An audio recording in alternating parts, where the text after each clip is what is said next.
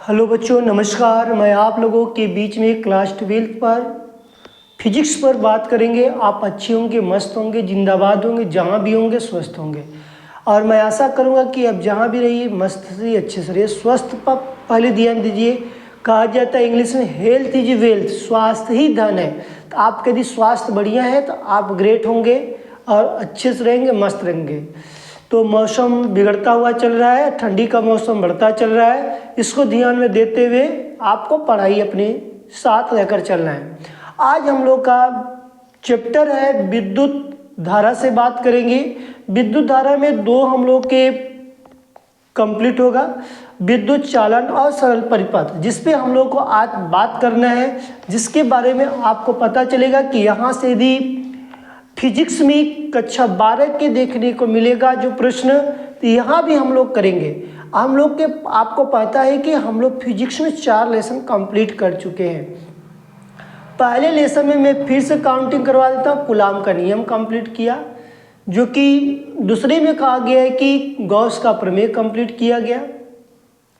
तीसरे में हम लोग की यदि बात किया जाता है तो वैद्युत विभव की बात किया जाता है। चौथे में बात किया जाए धारिता। तो इस तरह मिलाकर आपके पास 4 लेसन कंप्लीट हुआ। कुल मिला जुलाकर 8 वीडियो पड़ी हुई है। 8 या 9 वीडियो में कंप्लीट कर आपके पास दिया गया है, जो कि प्ले लिस्ट में वहाँ पर पड़ी हुई है। आप वहाँ से जाकर अध्ययन करिए, जिसकी वजह से आपको फिजिक्स में 70 में 60 अंक मिलने का पूरा चांस हो गया, जिसके कारण आपको थ्योरी क्या क्या तैयार करना है उसके बारे में भी दिया गया है। जैसे कि आपको यहाँ पर स्टूडेंट विद सूर्यकांत चैनल से आपको ये पता चले कि क्या क्या अध्ययन करना है, क्या नहीं अध्ययन करना है। सारी चीज़ें वहाँ पर कम समय में दी जा रही है। इसी को ध्यान में रखते हुए हम अपने टॉपिक पर चलेंगे, जिसके आपको बेहिचक कोई टेंशन नहीं लेना है और आपके पास एक उद्देश्य होना चाहिए, एक लक्ष्य होना चाहिए जिस चीज़ को पाना है। ठीक है। विद्युत धारा,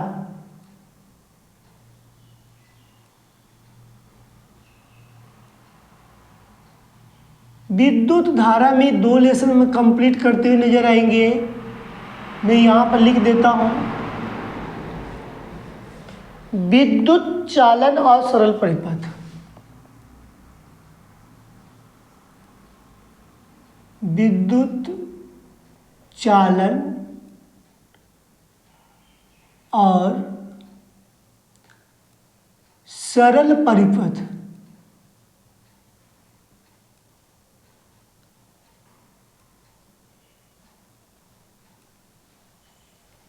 इसी दोनों के बारे में हमको यहाँ पर बात करने के लिए देखने को मिलेगा।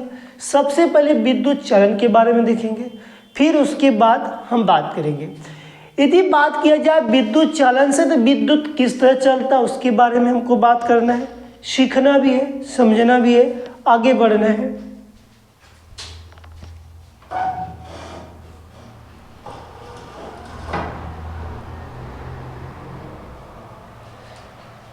हम चलते हैं। सर्वप्रथम हमारे पास जो फार्मूला होगा विद्युत धारा। यदि विद्युत धारा से भी बात किया जाता है,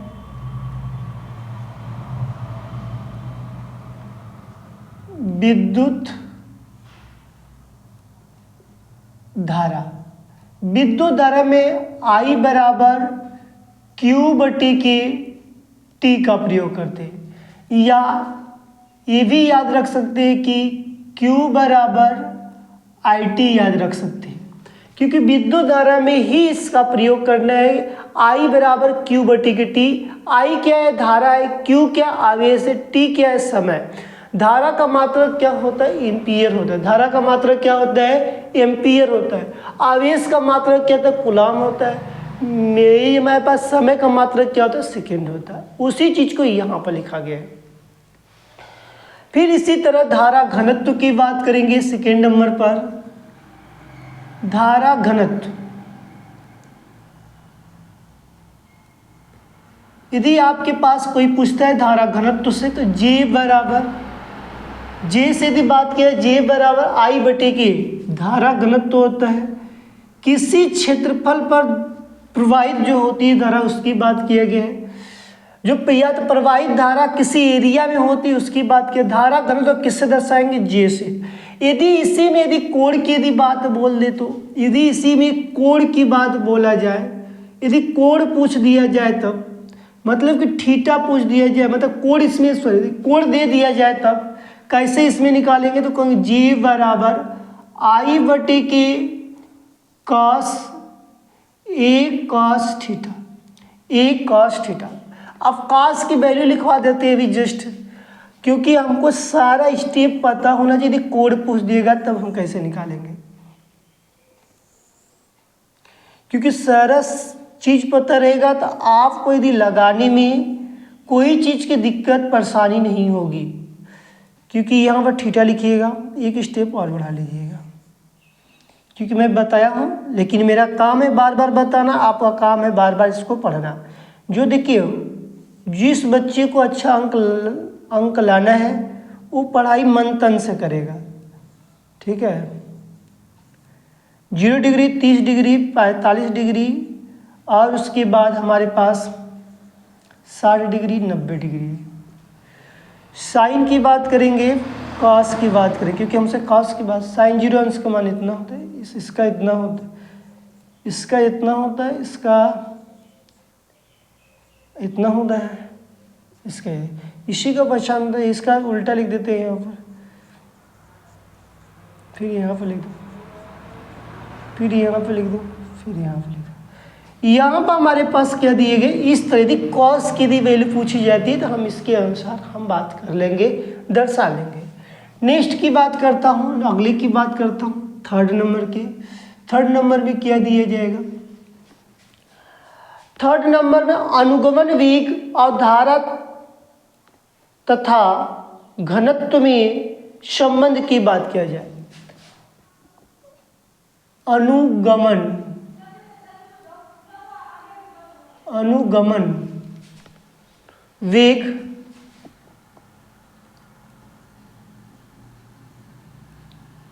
धारा तथा घनत्व में संबंध।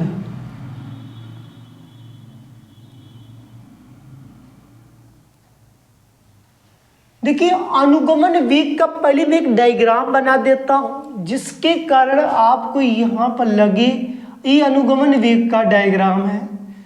ये हमारे पास अनुगमन वेग का डायग्राम रहेगा।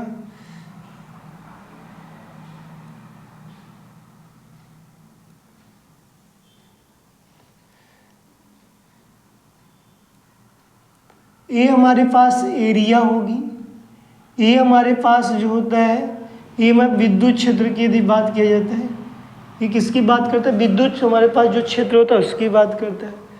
और जो हमारे पास VD, ये अनुगमन वेग को VD से दर्शाते हैं। इसमें अनुगमन वेग को किससे दर्शाते हैं? VD से दर्शाएंगे। तो हमारे पास यदि कोई पूछता है तो हम इस तरह की डायरेक्शन बता सकते हैं। देखो, सारी चीज़ पता होनी चाहिए, तभी जाकर हम काम कर पाएंगे। क्लियर हुआ? डायग्राम के अनुसार क्लियर हो जाएगा।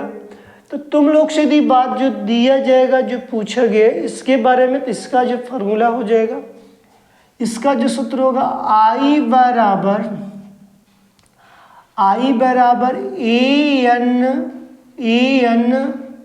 VD। मतलब कि यहाँ पर हमारे पास दिए गए, ठीक है, ये हमारे पास जो दिए गए, कोई दिक्कत नहीं, आगे पीछे लिख सकते, कोई दिक्कत नहीं है। एक मेरे पास यहाँ पर एक हो जाएगा कि अनुगमन वेग में ये हो जाएगा। यदि आपको धारा घनत्व की बात किया जाए तो धारा घनत्व में हमारे पास सिर्फ हो जाएगा, एरिया नहीं रहेगा, एरिया नहीं रहेगा, एरिया नहीं रहेगा मेरे पास। बता देता हूँ कैसे नहीं होगा, देखिए क्लियर कर दूंगा अभी। यदि कोई पूछता है यहाँ पर फार्मूला, तुम लोग क्या बताना पहले पॉइंट में कि अनुगमन वेग और धारा में कोई पूछेगा तो ANEVD, ए क्या है, एरिया है, क्षेत्रफल है, एन क्या है, वो इलेक्ट्रॉनों की जो संख्या की बात करता है, ई क्या है, इलेक्ट्रॉन, ई की वैल्यू की बात करें, VD क्या है तो कहोगे अनुगमन वेग है। यदि धारा घनत्व की यदि कोई बात पूछता है तब तुमको ही बताया हो कि JI/K, यदि मैं I/K की बात करूंगा तो यहाँ मैं क्या लिखूंगा, I/K लिखूंगा। अब I का मान यहाँ पर रखूंगा तो मेरे पास ANEVD/K।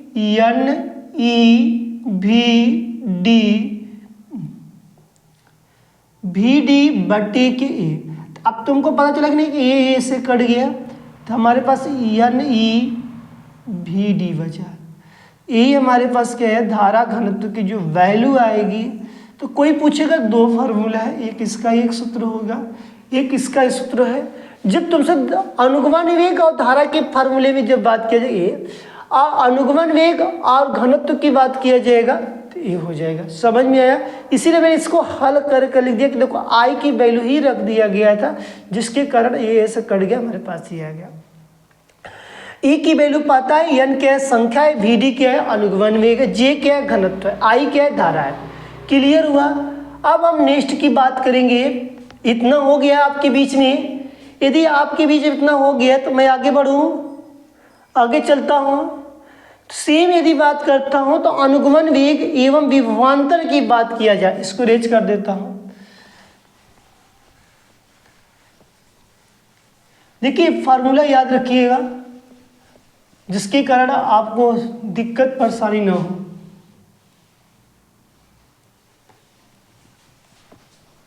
देखो बस थोड़ा सा चेंज करना है, ये हमारे पास फोर्थ हो जाएगा। अनुगमन वेग तथा या और विभवांतर,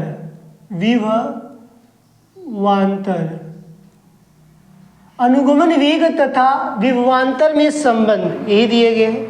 तो यहाँ पर मेरे पास जो आ जाएगा VD लिखेंगे, अनुगमन में VD इक्वल्स VE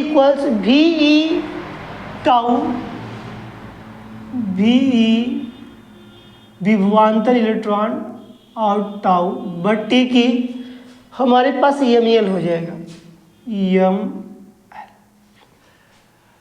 तो यहाँ पर मेरे पास M क्या है, इलेक्ट्रॉन का द्रव्यमान, M क्या है इलेक्ट्रॉन का द्रव्यमान, A क्या L क्या इलेक्ट्रॉन की लंबाई है। किसी भी की लंबाई की बात किया, ये द्रव्यमान की बात किया गया, ये वेग है, इलेक्ट्रॉन है, टाउ है। तो इस तरह के आपके बीच में कोई फार्मूला पेश किया जाए तो आप क्या कर सकते हैं, यहाँ से लिख सकते हैं। इसके नीचे में पांचवी की बात करेंगे तो ओम का नियम आएगा। देखिए ओम के बारे में हम जानते हैं, ओम के नियम, ओम के नियम। देखो ओम के नियम की यदि मैं बात करता हूं तो डॉक्टर जॉर्ज साइमन ओम ने 1826 ईसा पूर्व में हमारे बीच में ओम के नियम को प्रतिपादित किया था। हमारे बीच में क्या किया था, प्रतिपादित किया था। ओम के नियम को बताया गया था कि R बराबर V/KI। ये जो R एक क्या कहा गया था, नियतांक के रूप में प्रयोग किया गया था। R एक क्या था, नियतांक के रूप में प्रयोग किया गया था। इसको इन्होंने कब दिया था, किस सन में दिया था, तो हम बताएंगे कि ओम ने अपना नियम 1826 ईसा पूर्व में दिया था। किस सन में कोई पूछेगा तो हम बता सकते 1826 ईसा पूर्व में डॉक्टर साइमन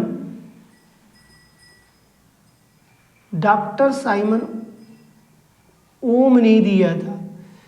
किसने दिया था, डॉक्टर साइमन ओम ने दिया था। डॉक्टर साइमन, जॉर्ज साइमन ओम, यहाँ पर जॉर्ज भूल गए, जॉर्ज लगा लो, डॉक्टर जॉर्ज, ठीक हो गया। डॉक्टर जॉर्ज साइमन ओम ने हमारे बीच में 1826 ईसा पूर्व में दिया था, जो कि रहने वाले कहाँ, किस प्लेस के रहने वाले थे, तो हम बोलेंगे जर्मन के रहने वाले वैज्ञानिक थे। कहाँ के रहने वाले थे, जर्मन के रहने वाले थे। इसका मात्रक क्या होगा, ओम होगा। ओम को कितने तरीके से बनाते हैं, ओम को दो तरीके से बनाते हैं। एक ओम इस तरह का होता है, एक ओम इस तरह का होता है। इसका मात्रक ओम होता है, या एम के एस प्रति के अनुसार वोल्ट प्रति एम्पियर हो जाएगा, एम के एस प्रति के अनुसार ये हो जाएगा। यदि इसकी डायग्राम की यदि बात किया जाएगा तो ओम ने पहले धातु में प्रवाहित करने के लिए इस तरह का प्रयोग किया था। ये हमारे पास धातु का तार है, जिसमें उन्होंने क्या किया था, यहाँ बताया कि यहाँ पर आई बताया था, यहाँ पर भी बताया था। समझ में आया कि नहीं है? ओम के बारे में यहाँ पर पूछा जाएगा। ओम कहाँ का रहने वाला वैज्ञानिक है, तो बोलेंगे भैया जर्मन के रहने वाला है। इसका पूरा नाम बता दो, तो हम बोले डॉक्टर जॉर्ज साइमन ओम, जिन्होंने 1826 ईसा पूर्व में अपनी प्रतिरोध के अनुसार, मतलब ये आर को तो प्रतिरोध के रूप में इसके अनुसार हमारे बीच में बताया था। वैद्युत प्रतिरोध बराबर क्या होता है, छठवीं की यदि बात किया जाए, वैद्युत प्रतिरोध। देखो वैद्युत प्रतिरोध की यदि बात किया जाए तो इसमें इन्होंने बताया था कि आर बराबर भी बटी की आई, आर बराबर भी बटी की आई का मान तुमको पता चला अभी जस्ट कि इसका पता चला है तुमको कि आई का मान, इसके पहले क्या बताया तुम हमने कि ए था यानी भी डी था, ए था, इसी को हम लोग रख दिया जाएगा। तो यहाँ से या तो इसके अनुसार रख दिया जाए, तो ये हमारे भी की वैल्यू क्या है, भी की वैल्यू भी जस्ट हमने निकाल लेंगे, तो यहाँ से तो एम एल बचेगा, यहाँ पर लिख लेंगे direct M L, A N का स्क्वायर, ए एन ई का स्क्वायर टाउ बचेगा। तो यहाँ पर जो दिया गया है जिसके अनुसार जो हमारे पास दिया जाएगा, तो यहाँ पर प्रतिरोध वैद्युत प्रतिरोध में, तो यहाँ पर इसके अनुसार कभी ये ना देकर ये चीज़ पूछ दिया जाएगा तो हम इसके अनुसार लगाते हैं। तो फार्मूला जिस तरह का पूछा जाएगा उस तरह का हमको प्रयोग कर बताना है। अब हम आगे चलते हैं, आपके साथ ये सब क्लियर हो गया होगा।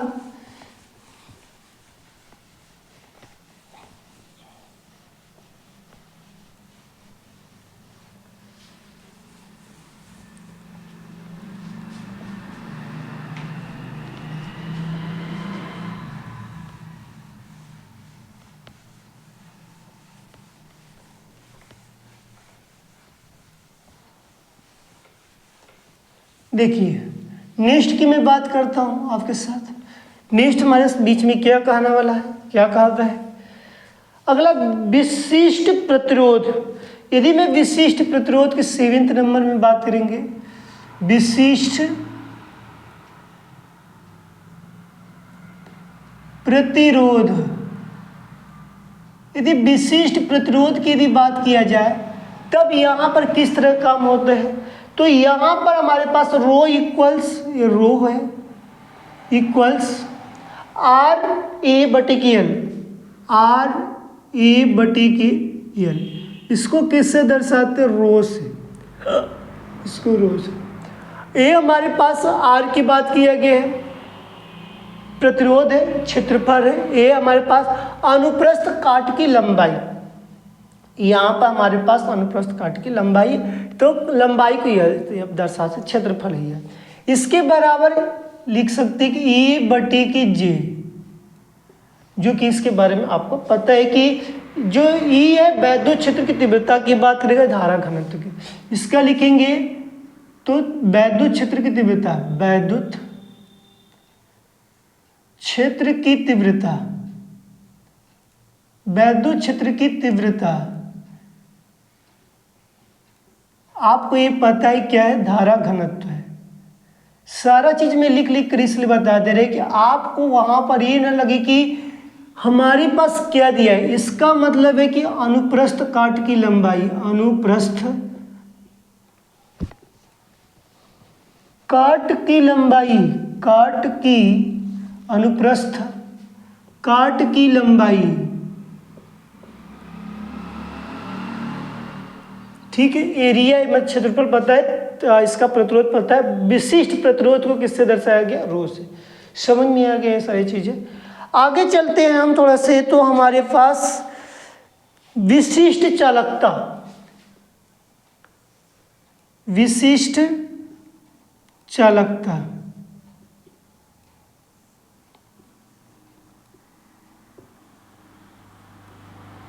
देखिए विशिष्ट चालकता में यदि बात करते हैं सिग्मा बाई सिग्मा इक्वल्स 1/ρ,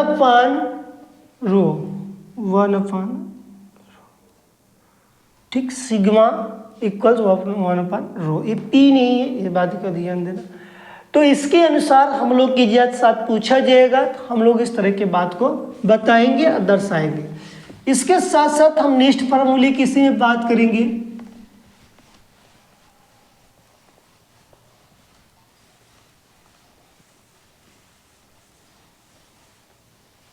देखिए हमारे साथ जो दिया जाएगा फार्मूला, अब उसको कैसे हैंडल करना चाहते हो तुमको, तुम्हारे पर डिपेंड करता है।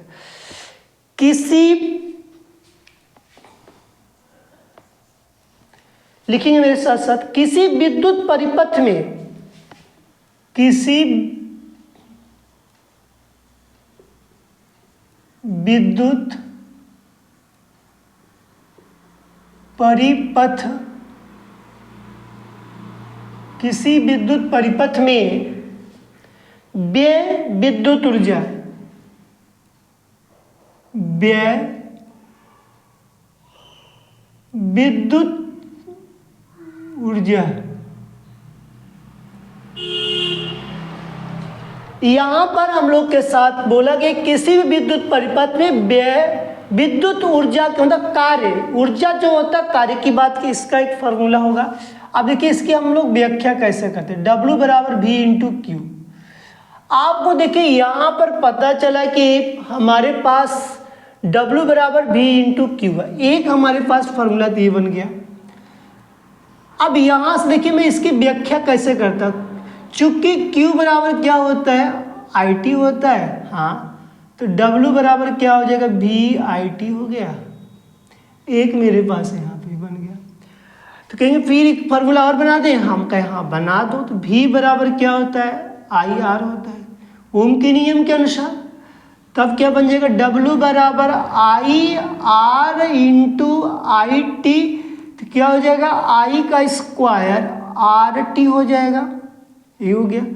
तुम्हारे पास एक फार्मूला और बना कि नहीं बना, तुम्हारे पास फार्मूला बना कि नहीं बना, को बना। फिर हमने कहा यहाँ पर कि हमारे पास चूंकि I बराबर क्या होता है, V बटे के R होता है, यही होता है।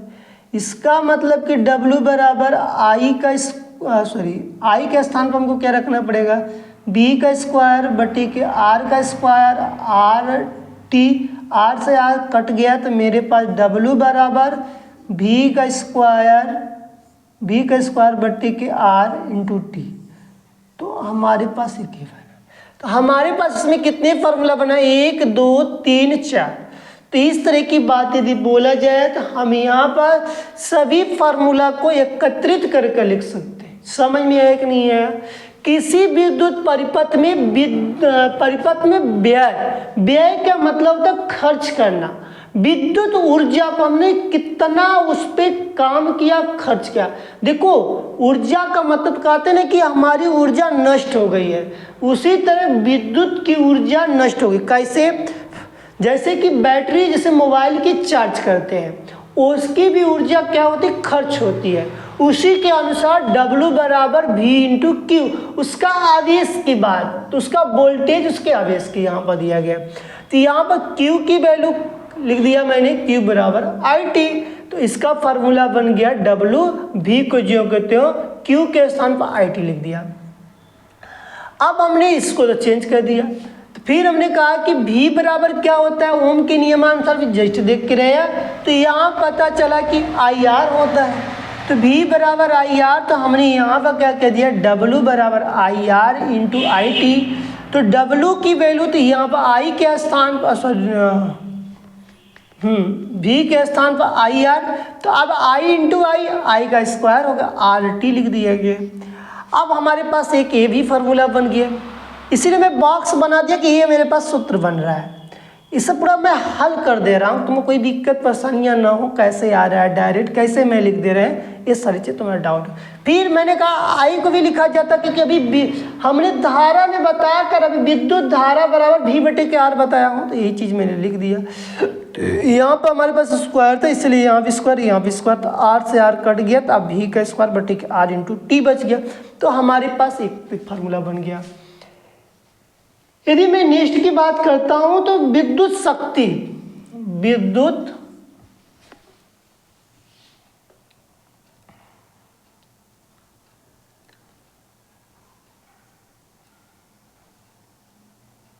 ये हमारे पास 10 विद्युत शक्ति। अब तुम्हारे पास शक्ति है कि नहीं, पावर, एनर्जी, सबके पास पावर होता है। तो पावर होता है तो कितने पावर के लिए कोई काम करना पड़ता है, कितने समय के लिए काम कर, एक फार्मूला तुम्हारा ये बना, ध्यान देना। फिर P बराबर W बराबर क्या लिखा था, B इंटू क्यू बटे के T, ये हो गया। तो यहाँ पर मेरे पास यदि W की बात किया जाए तो W बराबर क्या होता है, इसको मत लिखो, W बराबर क्या हो जाएगा, V, ऐसे मत लिखो, चूंकि लिखो, चूंकि W बराबर VIT, तो P बराबर हमारे पास क्या हो गया, VIT बटी की T, तो T से T कट गया, तो P बराबर क्या निकल गया, VI आया, यही आया। अब कहोगे ये तो आ गया, फिर कहो चूंकि V बराबर क्या हो जाएगा, IR, हम कहें हाँ, सेम यही प्रोसेस करना है, सेम इसी तरह का प्रोसेस हमको फिर से करना है। फिर इसके बाद P बराबर V के स्थान पर IR इंटू आई, लिख सकते हैं कि I का स्क्वायर R हो गया। P बराबर कितना आ गया, तो कहेंगे भैया P बराबर I का स्क्वायर R हो गया। इसके बाद क्या और कुछ बढ़ेगा, हाँ, फिर लिख दो चूंकि I बराबर क्या होता है, V बटी के R, इसका मतलब कि P बराबर V का स्क्वायर बटे के R का स्क्वायर, हाँ, V का स्क्वायर बटे के R का स्क्वायर इंटू R है, R से R कट गया, तो P बराबर V का स्क्वायर बटे के R। एक ये मेरे पास फार्मूला है, इसमें भी बना करते 1 2 3 4 बना, 30 तरह के हमारे पास बना। और एक बात ध्यान रखना, इसमें सबका मात्रक क्या हो जाएगा, जूल होगा, सबका मात्रक क्या होगा, जूल होगा, सबका मात्रक क्या हो जाएगा, जूल होगा। इसमें जो सबका मात्रक क्या हो जाएगा, जूल हो जाएगा, इसका भी क्या होगा, जूल होगा। एसआई पद्धति के अनुसार, किस पद्धति के अनुसार, एसआई की, लेकिन एमकेएस पद्धति के अनुसार जाओगे तो बार बार बदलता जाएगा। इसमें सबका मात्रक क्या हो जाएगा, वाट हो जाएगा। अब तुम्हारा वाट लग गया, कहते ना कि मेरा वाट लगा दिया, वो तुम्हारा इसका सबका मात्रक क्या निकल गया, वाट है। समझ में आया कि नहीं है, सबका इससे मात्रक क्या निकल के वाट, इसमें सबका मात्रक क्या निकल के है, जूल। क्लियर हुआ यहाँ तक, आगे चले। तो इस तरह के आपके पास यदि कोई प्रश्न पूछता है, कोई फंसाता है, तो आप तुरंत उसको जवाब दे सकते हैं, मुंह तोड़ जवाब देने के लिए ये सब फार्मूला है तुम्हारे पास, ठीक है। नेक्स्ट, अभी हम लोग विद्युत चालन में ही चल रहे हैं, क्योंकि उसमें थोड़ा सा फार्मूला का वेटेज है। अब पूछ देगा तो हम लोग नहीं कर पाएंगे, बहुत बड़ा बेइज्जती होगा, इसलिए अपनी बेइज्जती को बरकरार रखते हुए, ध्यान में रखते हुए पढ़ाई करना है और आगे की तरफ बढ़ना है, जिसकी वजह से आपको ये डाउट न रहे, कोई चीज़ को दिक्कत हो, परेशानियाँ ना हो और झेलना ना पड़े। देखिए नेक्स्ट की बात करते हैं।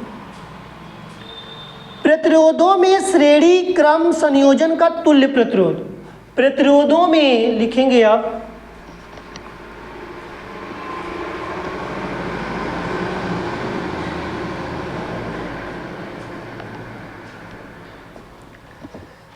प्रतिरोधों के श्रेणी क्रम 11,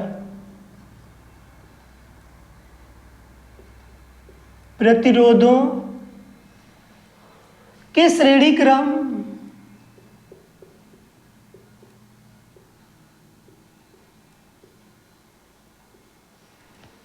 क्रम संयोजन का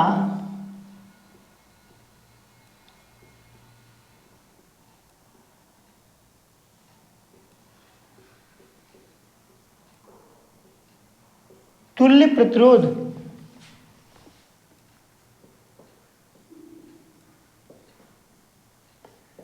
देखिए, बात तुमको बस इतनी याद रखना, श्रेणी संयोजन का तुल्य प्रतिरोध। तो यहां पर तुम्हारे पास फॉर्मूला है R बराबर R1 plus R2 plus R3। इसका डायग्राम इस तरह का होता है, इसका जो डायग्राम जो होता है इस तरह का हो दिया रहता है।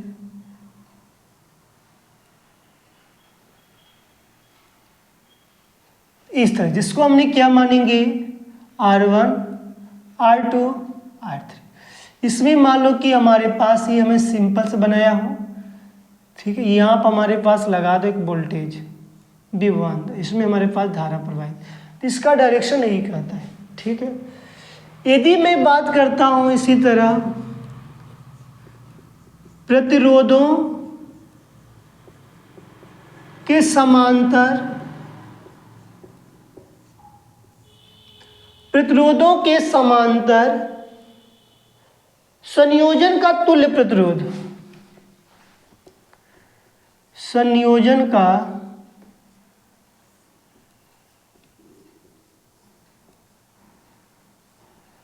तुल्य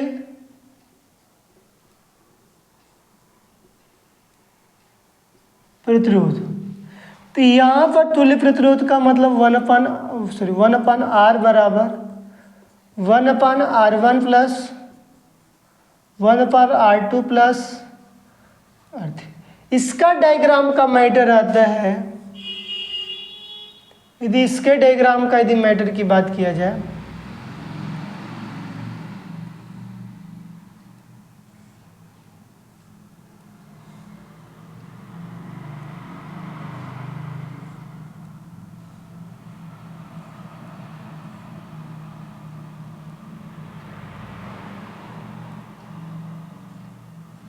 ठीक, मान लो R1 R2 R3, यहाँ पर तुम्हारे पास क्या लग जाएगा, एक वोल्टेज लगा दो।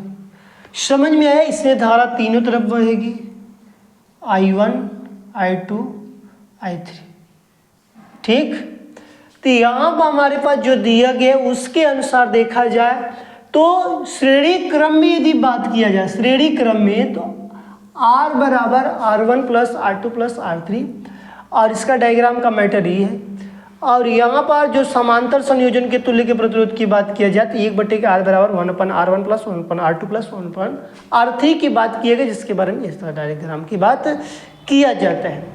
इसमें हम कुछ लिखेंगे, 1 किलोवाट में कितने वाट होता है, कोई पूछ दिया, नोट करके लिखेंगे, नोट करके लिखेंगे 1 किलोवाट बराबर कितने वाट, 10 के पावर 3 वाट।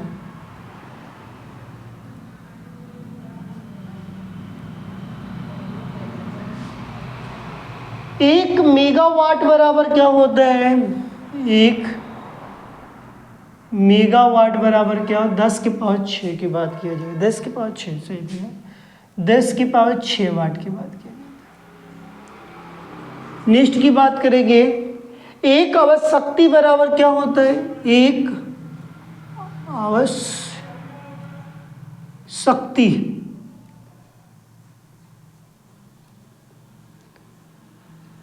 746 वाट होता है। तो इस तरीके की कभी कभी वैल्यूआं हमको पूछ दिया जाता है, तो हमको याद होनी चाहिए, जिसके कारण हम लोग को पता चले कि यदि प्रश्न कहा जाए तो हम बता सकें। ये हम लोग के पास जो बोला गया था कि विद्युत चालन में, तो विद्युत चालन से हमको इतने फार्मूले के, मान लो 12 फार्मूला का ज्ञात हुआ, तो यहाँ पर इतने फार्मूला आपको पता होना चाहिए। और इसके आगे मैं अब चलता हूँ, सरल परिपथ में भी देखेंगे किस तरह का प्रश्न पूछा जाएगा, उसमें किस तरह का हमारे पास आता है सूत्र, उसकी अब बात करेंगे।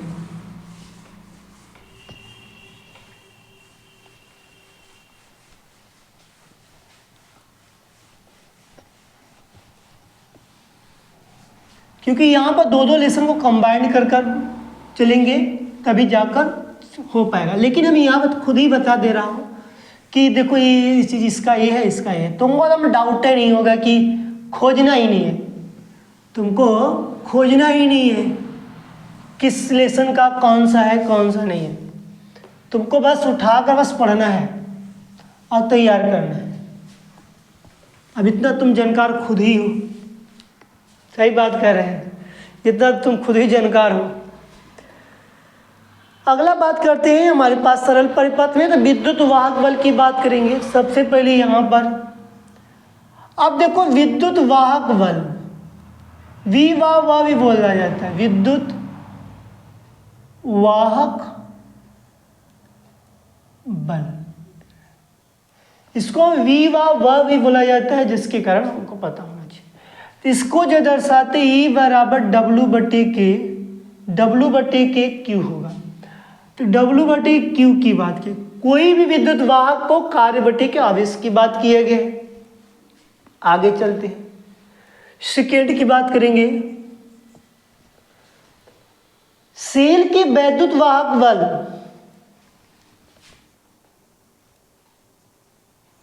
सेल के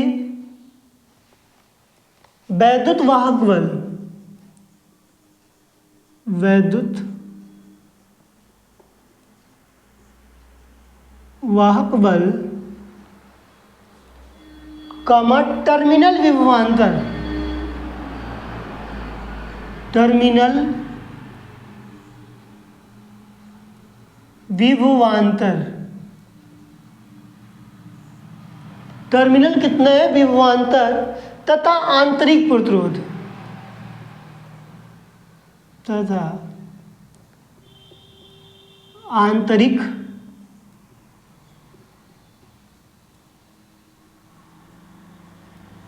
प्रतिरोध में संबंध।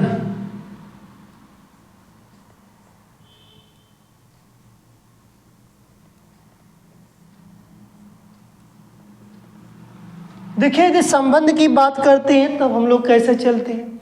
यहां पर आपके पास हो जाएगा V बराबर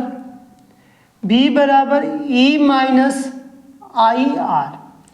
देखो हमारे पास जो हो जाएगा यहाँ पर दिया गया V बराबर E माइनस आई आर।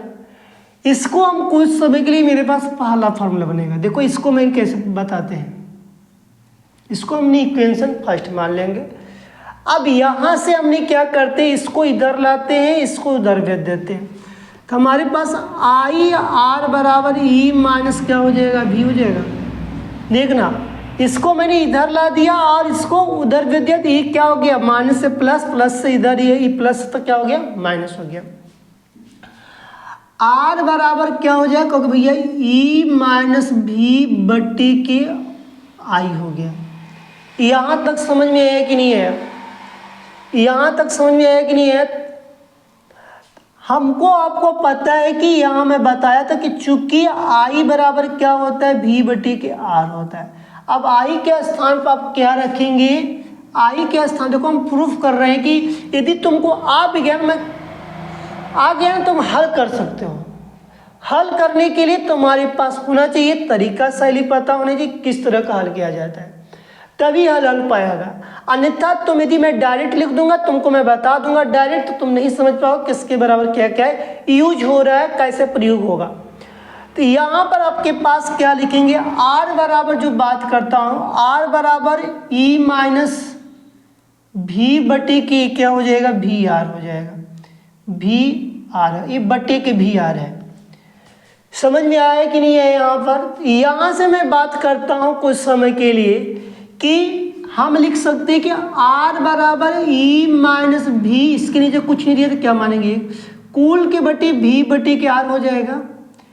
कुल के बटे क्या हो जाएगा, यहाँ तक मुझे बताइए समझ में आया कि नहीं है। देखो एकदम आराम से समझो, जहाँ नहीं समझ में तुरंत पूछो। जैसे तो मैंने 1 लिख दिया था, अब मैंने क्या किया, इसके नीचे कुछ नहीं दिया था तो मैंने क्या किया 1 लिख दिया। अब इसको मैं ज्यों का त्यों लिख दिया। अब पहला गुणे चौथा, दूसरा गुणे तीसरा लिख सकते हैं कि नहीं लिख सकते हैं, आप बताइए मुझे, लिख सकते हैं ना। तो हमारे पास R बराबर क्या हो जाएगा, कैपिटल R ब्रैकेट में E माइनस V बट्टी की V हो जाएगा। यही होगा कि नहीं होगा। देखो मैंने यही किया ना, इसका गुणा इसमें करेंगे तो दोनों में हो जाएगा, V का स्क्वायर हो जाएगा, इसलिए मैं गुणा नहीं नहीं भी का इसका स्क्वायर, इसका हमने इसमें करेंगे तो ई आर और वी आर हो जाएगा, तो मैंने किया ही नहीं क्योंकि इसको मैंने कॉमन छोड़ दिया, इसको इस तरह लिख दिया। यहाँ तक कोई डाउट हो तो बोलो यहाँ पर। अब इसके बाद हम क्या लिख सकते हैं, इसके बाद हमारे पास दिख रहा है कि आर बराबर स्मॉल आर बराबर कैपिटल आर, और मान लो कि कुछ समय के लिए मैंने ई बट्टे के भी और -1 लिख सकता हूँ कि नहीं, तुम मुझे बताना। क्योंकि मुझे एक बात बताना कि जब इसका गुणा इसमें करेंगे तो क्या आएगा, कहोगे भैया ई माइनस भी आ जाएगा, बटे के भी लिख सकते हैं। इसका मतलब ये भी लिख सकते हैं कि ई बटे की भी माइनस भी बटे की भी लिख सकते हैं, तो इसका कट गया तो एक आया, इसलिए भैया लिख दिए क्या, ई बटे की भी -1। हम कहे भैया यही लिखे। समझ में आया कि नहीं आया, कैसे लिखा हूं मैंने, क्लियर हुआ, स्पष्ट हुआ कि नहीं, कि ई माइनस भी लिख दिया मैंने क्योंकि दोनों के बटे था। अब मैंने कहा कि अलग अलग हो जाओ तो कट जाऊंगा, तो कहा एक हो गया, तो इसे तुम कहा तुमको इसे तो मैं लिखा हूं। समझ में आया कि नहीं। इसके बाद आपको क्या करना है, यहां तक किसी कोई डाउट हो तो बोलो भाई। देखो जब तुम शर्माओगे तो कुछ नहीं कर पाओगे, किसी को शर्माना नहीं चाहिए। पढ़ाई में बार बार कहता हूं किसी को शर्माना नहीं चाहिए, जो शर्माता है बहुत कुछ खोता है। इसलिए मेरे पास एक सूत्र और बन जाता है इसलिए मेरे पास क्या बन जाता है, एक सूत्र और बन जाता है। ठीक, अब हम समीकरण एक में भी बराबर आई आर रखने पर यहीं पर लिखेंगे, समीकरण एक में भी बराबर आई आर रखने पर, भी बराबर क्या रखने पर, आई आर। समीकरण एक यही है, बी का मान यहाँ रखोगे, आई इंटू आर बराबर ई माइनस स्मॉल आई, आई और आर। क्लियर यहाँ तक हुआ। अब कहेंगे इसको भैया कॉमन करिए, अरे पक्षांतर कर दीजिए, I capital R minus I small R बराबर ई। अब देखो ये दोनों जो क्या मिल रहा है, आई मिल रहा है, ब्रैकेट में क्या मिला, आर माइनस स्मॉल आर बराबर ई। को भैया इसको आई बराबर लिख सकते हैं ई बट्टे के capital R minus small R, यही हमारे पास एक और बन गया। बना कि नहीं बना, कहोगे यहाँ पर हमारे पास इस तरह की बात फार्मूला, मतलब यदि मुझे डायरेक्ट बता देते होते, ये बताया होता, लेकिन मैंने इसको एकदम हल करके बता दिया। सेल के विद्युत वाहक बल, टर्मिनल विभवांतर तथा आंतरिक प्रतिरोध में संबंध, तुमको एकदम संबंध की बात बता दिया जिसके कारण तुम यहाँ से सीख सकते हो। ठीक है, ऊपर वाला थोड़ा ये इसको रेज कर देते हैं, यहीं पर तुम्हारा मैं एक डायग्राम बना देता हूँ, इसको तुम मतलब कैप्चर कर लेना, फिर उसके बाद मुझे बताना कि डायग्राम के माध्यम से तुम सीखा कि नहीं सीखा। अभी तुम बताओगे खुद। एक मिनट रुक जाओ।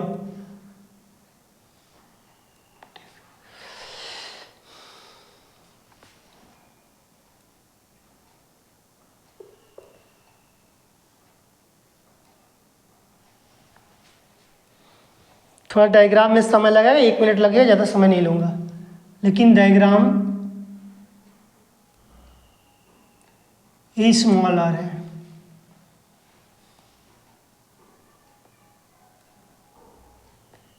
कैपिटल आर कुंजी,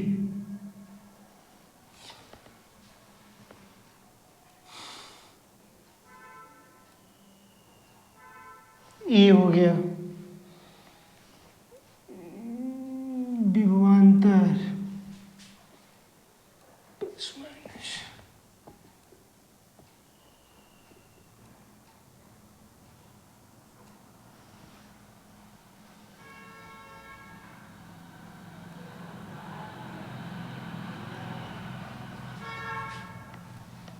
ऐसे नहीं ठीक लग रहा है।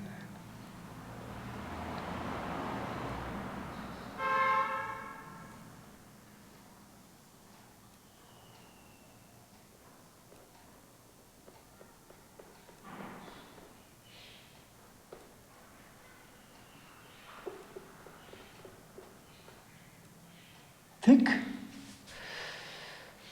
तो ये सारी चीज़ें यहाँ पर दिए गए हैं। अब इसमें हमारे पास ये सब धारा प्रवाहित हो रही है और इस पे हमारे पास ई की बात दिया गया, दर्शाया गया। तो यहाँ पर सारा चीज को दर्शा दिया गया, बता दिया गया। अब आपको क्या करना है, समझना है। मान लो अब इसको यहाँ से हटाकर, चलो यहीं पर रहने दो। मान लो इसका ये क्या है, चित्र है। ठीक, देखो चित्र यहाँ पर दे दिया गया, इसी के अनुसार इसको यहाँ पर बताया गया। फिर समझा दे रहा, सेल के वैद्युत वाहक बल को टर्मिनल विभवांतर आंतरिक प्रतिरोध के संबंध की बात, तो V बराबर ई माइनस आई आर। तो यहाँ पर ई है और आई आर स्मॉल आर की बात किया गया है। अब देखो इसी को हल किया गया है कि हमारे पास इसको पक्षांतर कर दिया गया है और इसको इधर दे दिया गया, इतना हो गया। फिर मैंने कहा कि आर बराबर छोड़ दो, आई को पक्षांतर कर दो, तो इसके नीचे जाएगा। ये मेरे पास हमको ओम की नियमा के अनुसार यदि बात किया जाए तो मेरे पास चूँकि हमारे पास आई बराबर V बटे आर है, तो इसलिए कि हमारे पास जब इतना है तो आर बराबर क्या हो जाएगा, ई माइनस V बटे आर होता है। फिर मैंने गुणा कर दिया, जो कि आपको पता चला कितना है। फिर यहाँ से मैंने इसके बारे में बता दिया, कॉमन हो गया। फिर समीकरण 1 मैंने इसको बनाया था, समीकरण 1 में V बराबर आई आर रखने पर जो कितने बराबर इतना है। फिर मैंने इसको पक्षांतर कर दिया, इसको पक्षांतर कर दिया तो हमारे पास आ गया। देखो आई यहाँ पर कॉमन, तो ये हमारे पास फिर लेफ्ट से राइट कर दिया तो हमारे पास फार्मूला बन गया। तो फार्मूला में आपको इतना चीज़ सीखने को मिला। यदि आपको यहाँ पर सीखें तो इतना सीखें। अब आगे चलते हैं। अब हम लोग के पास फार्मूला और थोड़ा है, ठीक है। देखो थोड़ा समझने में लेट तो हो सकता है, लेकिन समझ में आया ना, तो किसी चीज़ को हल करने में आसानी आएगा। यदि तुमको ये चीज़ पूछ दिएगा पेपर में, तुम सबसे पहले हल कर दोगे।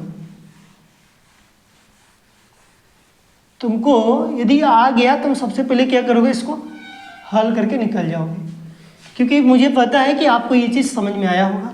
आप यदि सीखे होंगे तब।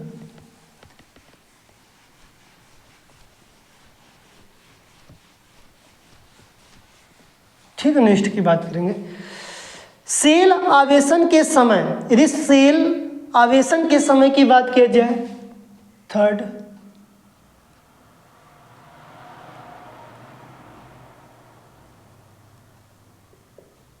आवेशन के समय, तो E बराबर क्या हो जाएगा, E बराबर V माइनस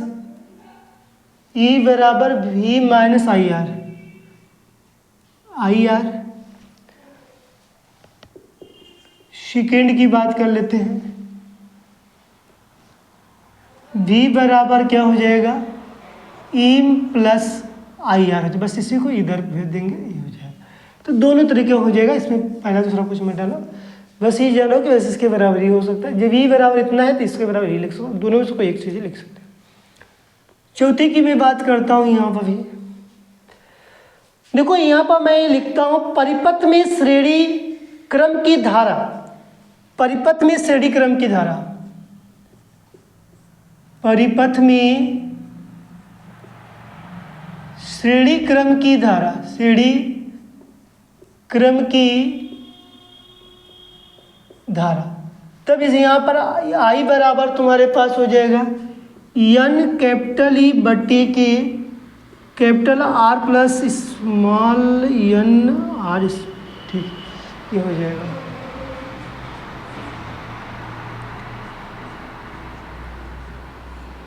परिपथ में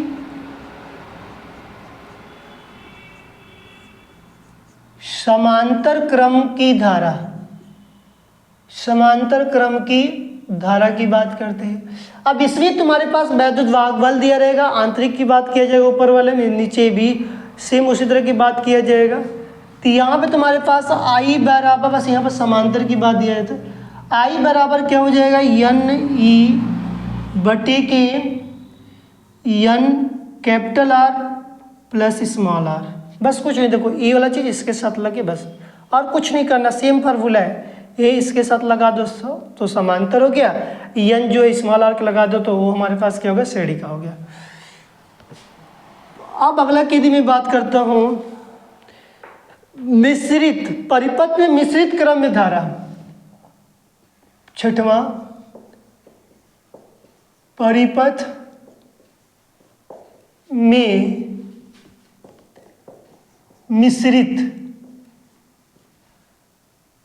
क्रम की धारा। देखो, परिपथ में मिश्रित क्रम की धारा की यदि बात बोला जाता है तो यहां पर हमारे पास I बराबर हो जाएगा, I बराबर हो जाएगा यम एन ई बट्टे के यम capital R plus n small r, n is भी स्मॉल और भी हो जाएगा। तुमको भी यहाँ समझे मिश्रित में इस तरह की बात किया जाता है। अब हम लोग के पास सातवां की बात करें, व्हीट स्टोन, मतलब कि व्हीट स्टोन की बात किया जाए, व्हीट स्टोन सेतु की भुजाओं, सेतु की भुजाओं के प्रतिरोधों में संबंध, के प्रतिरोधों में संबंध, प्रतिरोधों में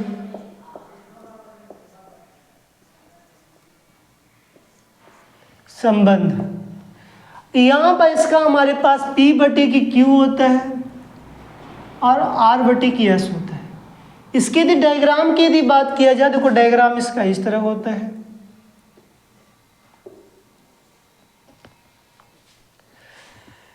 डायग्राम इसका इस तरह का होता है, मैं बना रहा हूं।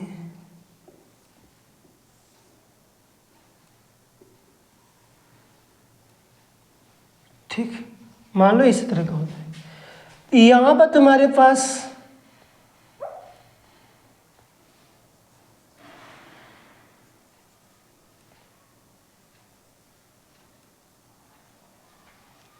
दिया रहेगा P Q R S, R S, इसको हम मान लेंगे बिंदु A B C और इसको अब मान लेंगे D। अब यहाँ पर मेरे पास दर्शाएंगे, एक हमारे पास E होगा, यहाँ पर आप लगाएंगे कुंजी की बात करेंगे, कुंजी को कैसे पद्धति से, तो यहाँ पर इस तरह की यदि बात को दर्शाया गया है। इधर धारा I1 होगी, इधर धारा I2 होगी, धारा सेम एक ही धारा जाएगी लेकिन उसका भाग क्या होगा, बदल जाएगा। तो इस तरह की आपको मतलब व्हीट स्टोन सेतु में प्रतिरोधों के जिस संबंध की बात किया जाता है और डायग्राम के अनुसार देखा जाए तो देखो ये P Q R S की बात दिया गया, तो जो P by Q R by S जो किसके थ्योरी जाकर पढ़ लेना, लेकिन हमको यहाँ फार्मूला के अनुसार यही चीज़ दिया गया है तो मैंने बताया। अब इसके अनुसार दो फार्मूले हम लोग के बीच में और बचा है।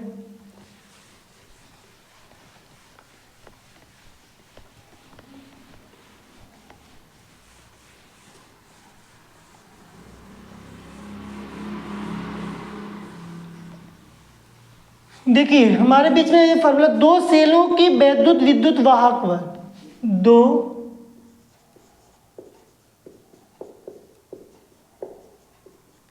दो सेलों के वैद्युत, दो सेलों के वैद्युत वाहक